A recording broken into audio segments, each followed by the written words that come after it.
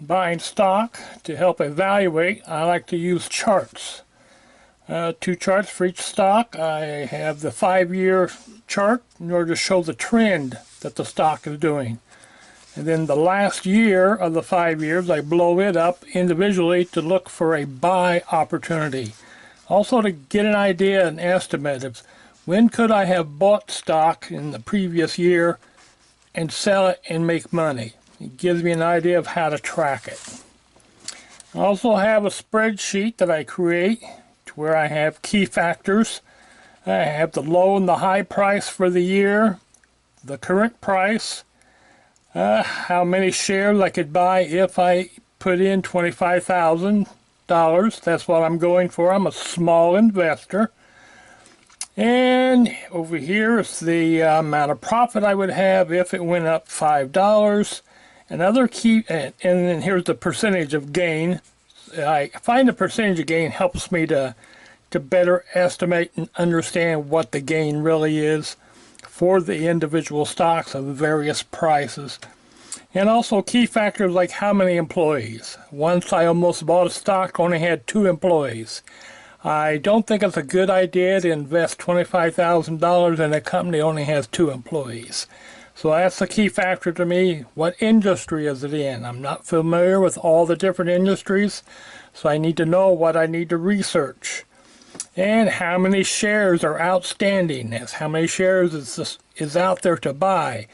And then next to it is the daily average. You buy a stock, but you don't make money until you sell it. If the stock only has 2,000 shares a day traded, that's not a good deal for trying to sell 1,000 shares. You may have trouble selling. And the final factor is I like to know, is it profitable? How much is its net income? So we'll take this and go through it a little bit. Here on this stock, the high and low, the price is $17.70. With $25,000 invested, that would give me 1,400 shares. 1,000 is a number I use often in my evaluations. That's my steps for going up, for growing, to where 1,000 shares is what I shoot for, which means every dollar it goes up on this stock, I would make $1,400 if I sold it.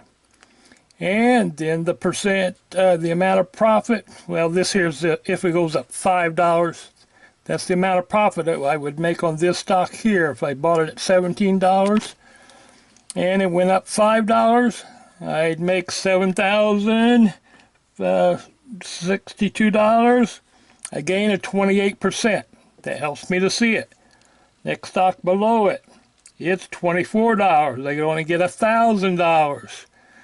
If it went up $5, I'd make $5,000, a gain of 21%. So that's going for capital gain for the investment. I'm trying to take the next step to where that's the blue plan. Now we're going to the red plan. This is going after dividends for the investment technique. So on this stock here we just looked at, if I was going after the dividends, it pays $1.32 dividend for every share. Have 1,400 shares. The amount of dividend per year, if I held it for the whole year, be $1,864. And that would be a gain of 7%, which isn't bad. If you try buying a CD, CDs are only paying 3% interest for a year. But things you need to be aware of, investing to me is a push-pull factor. And here's a clear example. Here we have a stock. If I bought it at $4.70 a share, I'd get 5,000 shares. Pay the dividend of 41 cents, and I would have a dividend of $2,000 a year if I held it for the whole year, and that's a gain of 9% on my $25,000 invested. Now down below we have a $61 stock. If I bought a $61 stock, which had a dividend of $4.16, oh wow, let's jump it for joy. But you want to get 400 shares. If you held it for the year and it continued to pay $4.18 a share, you'd only have $1,700 compared to the one above where you'd have $2,000. So key factor is the amount of money isn't the total factor for evaluating. It's how many shares they multiply your dividend paid. So it's a balance, push-pull, where you need to evaluate where you want to be at and what your gain is. In summary, this is a list of 30 stocks I'm trying to narrow down. I'm using factors that over the years I've learned to appreciate, and just charts help me estimate what's going on. And I'm trying to go from the blue plan normally where you own a stock for 1 to 5 years and you take the capital gains when you sell. I'm trying to adapt to the red plan, which is dividend plan, where I plan on holding a stock for a longer period of time. And will the dividend be enough to beat whatever rate I could earn elsewhere? So for you experienced investors, that's pretty much the end of what you want to know. But for the investors where this information and tracking, this is all kind of new to you, you don't understand it, and the rest of this video is for you. When I was starting my stock list this time around, I had a blank page. All I had was the key factors I was interested in, but no stocks in mind. When I'm in that situation, frame of mind, I go down to the city public library, go to the reference department. They have books for stocks, and one of the books that they have is Value Line. And it's a list of stocks in the stock market. Yeah, this set of Value Line, it's actually three ring binders that are 4 inches thick.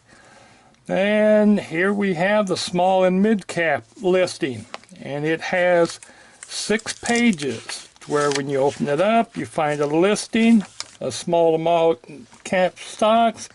Now listed alphabetically, they have the page number so you can find it in the book where you have a summary page, and that's our goal.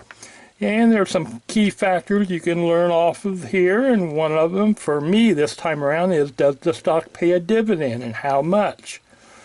This ticker symbol, so you know how to place your order, and what the current price was when this was printed out. It changes periodically and it's updated periodically. Value Line is. That's the small mid-cap stock. Here you have the large cap stocks, and it has 16 pages of stocks listed. And this thing has the page that you can go to in that book and find a summary reference detail page. And once again, have the dividends.